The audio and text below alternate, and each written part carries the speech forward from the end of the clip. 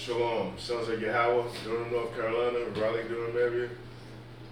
Here to, excuse me, here to prophesy the downfall of America as we always do. Hopefully I can keep it going like the other brothers brought out today. I got an article talking about the Strait of Hormuz and the things that's going on within Iran and America. We're going to talk about that. My topic is the agony of defeat, because you got to give Iran credit. Iran is fighting valiantly. You know, the United States thought it was going to be easy. They thought they was going to waltz in there to Iran, you know, take over the Strait of Hormuz and dominate the land, but it didn't happen. You know, they thought it was going to be another walkthrough like they did Venezuela, but Iran was ready for them. Right. And everything is scriptural based, because now we're leading up into World War III, and we're going to go into that. So I got an article here that lets you know that America has been defeated and that America is on its way out. We're going to back that up through bibliography. So Brother Lamont, if you will, start reading the article, and we'll get the scriptures when you finish. Come.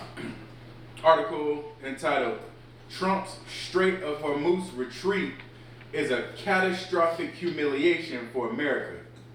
And this is from 4/1/2026 by Mike Adams. All right. So it says, the admission of defeat. I watched the news unfold this week with a growing sense of disbelief. After weeks of relentless airstrikes under the banner of Operation Epic Fury, President Donald Trump has reportedly signaled he is willing to abandon the core strategic objective of the entire conflict. So what they need to do is change it to Operation Epic Failure, because that whole operation has really backfired on the United States of America. Now, Trump, through his pride, privately behind the scenes is saying that he wants out, because everything that he did, the whole strategic plan to go into Iran, it backfired on him. Go ahead. Come on. Reopening the Strait of Hormuz. According to multiple reports, Trump has privately admitted to aides that any military operation to forcibly reopen the strait would require a major bloody escalation, potentially involving a ground invasion. So they realize that at this point in Operation Epic Fury, that it's inevitable that they have to have the ground troops in. There's no other recourse for the United States, because everything else they've tried has failed.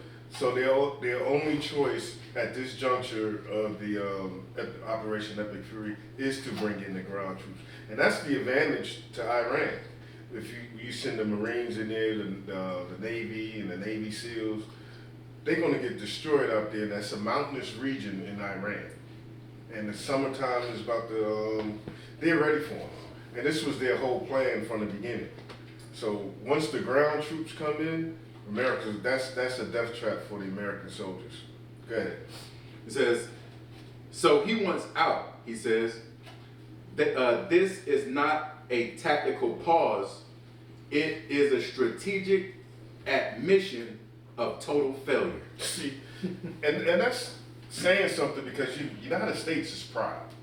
The people that run the United States is proud. So for him to admit that, you know, maybe we made a mistake by going into Iran. Yes, you did. You made an epic mistake by going into Iran.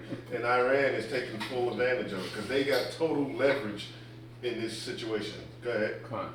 His original goals, regime change in Tehran and securing the world's most vital oil choke point, lies in ruins. So the Strait of Hormuz, I think it's 20% of the nation's oil come through the Strait of Hormuz. So the United States wanted to take control of that, but you know, they thwarted the United States plans. So you talk about billions and billions of dollars daily that the United States is not getting any money on, because the Iranians are not allowing any vessels that's coming to the United States to flow through the Strait of Hormuz. Only China and Russia, all the BRICS nations, vessels are allowed to come through here. Go ahead. For all the talk of obliterating Iran's military and destroying its nuclear program, the reality on the ground is one of Iranian defiance and American strategic paralysis. As one analysis starkly put it, the U.S. is no longer taken seriously by the world. So the United States is an embarrassment to the world. You looked upon as weak. So all the other nations now, and we're going to get the scriptures. Give me Isaiah. Let's pull that scripture early. I think it's Isaiah 14 and 13. Let's get that.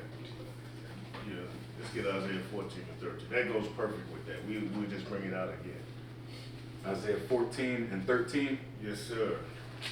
For thou hast said in thine heart, I will ascend into heaven.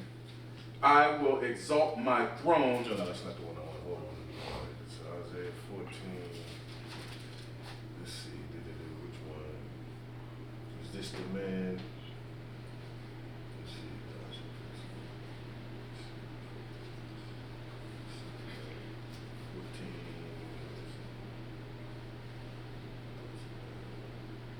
14. This is the man? Yeah, is this that's 16 verse. 14. Yeah, 14 and 16. That's the one. Come. Yeah. Isaiah 14 and verse 16. They that see thee. Oh, read the article again, then read Isaiah 14 and 16. All right. As one analysis starkly put it, the U.S. is no longer taken seriously by the world. Not good. Isaiah 14 and 16. They that see thee shall narrowly look upon thee and consider thee, saying, is this the man that made the earth to tremble, that did shake kingdoms? So that's how the United States is looked upon of the other nations, man. You look weak. You look defeated. Yeah. And the other nations see that this is China, Russia, Iran, all the NATO countries. That's why the United States look weak, because Donald Trump went in there, and now he wants out because he thought it was going to be an easy victory for them. But Iran was ready. Iran planned this whole thing. They knew the United States was coming. They knew they were coming. So what did they do? They patiently waited for him and strategically had a plan set up. Because where's Netanyahu? Where is he? Where is he? You haven't heard a clip from him. You haven't heard anything from him. Where's Netanyahu? Where is he? I believe he's dead. They got a new one, 7-finger Yahoo. A 7-finger? Six finger Yahoo. So that means, because he hasn't said anything to the press. But he was all over the press before the thing started. But you don't see him now. So Iran took him out. Beautiful. That's beautiful, man. Because he's arrogant. Because Trump went into Iran because of Netanyahu. He's fighting for the so-called Jews, the Amalekites over there in Israel. Right. So the United States is weak, man.